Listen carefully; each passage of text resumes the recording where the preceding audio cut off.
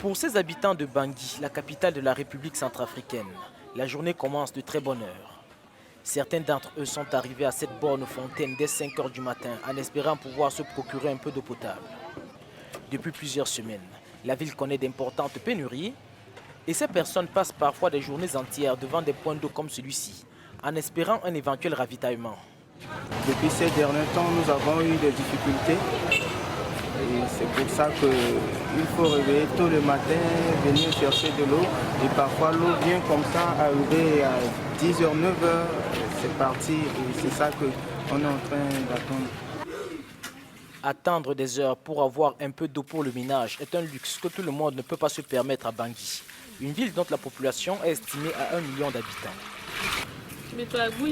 Nous sommes obligés de la puiser, étant donné que si nous ne le faisons pas, nous n'aurons pas d'eau pour nos travaux à la maison. Nous la puisons, nous y mettons un peu de javel avant l'utilisation. La désinfection de l'eau des puits n'est pas une pratique systématique à l'échelle de la ville.